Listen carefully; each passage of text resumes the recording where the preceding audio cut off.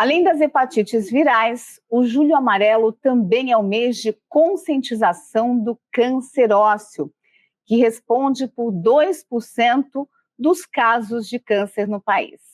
E para entender melhor essa doença, nós vamos conversar com a ortopedista oncológica, a doutora Sueli Nakagawa, que é presidente da Associação Brasileira de Oncologia Ortopédica. Obrigada, doutora, por tirar as nossas dúvidas e conversar conosco sobre esse assunto. Doutora, o que caracteriza o câncer ósseo? Quais são os sinais desse tipo de câncer? Olá, eu que agradeço o convite. Os cânceres ósseos, esses 2%, correspondem aos cânceres primários ósseos, que são os cânceres ósseos que nascem no osso primariamente. Fora esses, existem os secundários ou metastáticos, que são os tumores que nascem em outros órgãos e depois se espalham para os ossos. Esses são mais frequentes. De qualquer forma, os sintomas iniciais dos cânceres ósseos, o primeiro mais frequente é a dor e depois é o aumento de volume. Em alguns casos também podem acontecer fraturas patológicas, fraturas que podem ocorrer sem um trauma grande, que pode acontecer só num movimento pequeno ou numa queda sem grande energia, e o osso, por fragilidade, pela presença do tumor, acaba se quebrando. Doutora, a senhora falou assim que um dos sintomas é a dor, mas assim, quais são as partes do corpo que são mais afetadas por esse tipo de câncer?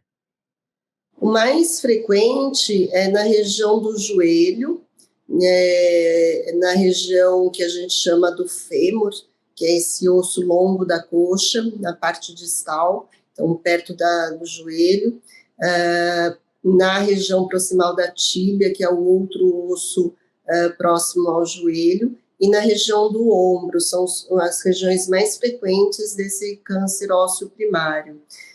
Quando a gente fala das metástases, essas também são regiões comuns das metástases ósseas, mas também região de coluna e de bacia também é bastante frequente.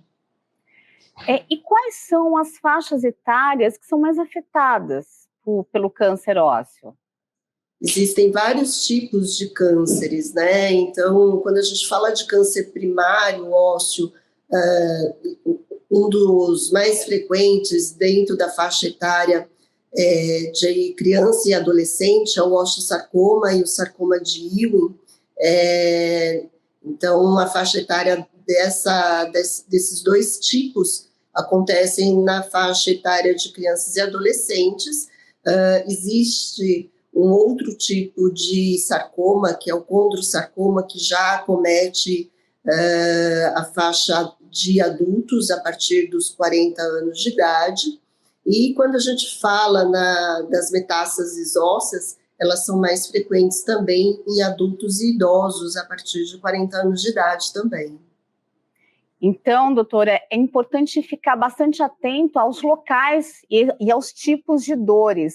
E como que é o diagnóstico, né? Quais são os exames? Como que se diagnostica uma doença como essa? Quando o paciente tem a dor persistente, orienta-se procurar um ambulatório, um médico especialista da área para fazer a investigação, porque um raio-x simples pode fazer o diagnóstico. A partir daí, feito a suspeita do câncer ósseo, a gente parte para novos exames complementares, aí tomografia, ressonância, e aí dependendo da suspeita, a gente também complementa com outros exames de investigação para ver se outros órgãos estariam acometidos. Por exemplo, uma cintilografia óssea, um PET-CT, ou uma tomografia de tórax, aí vai depender da suspeita.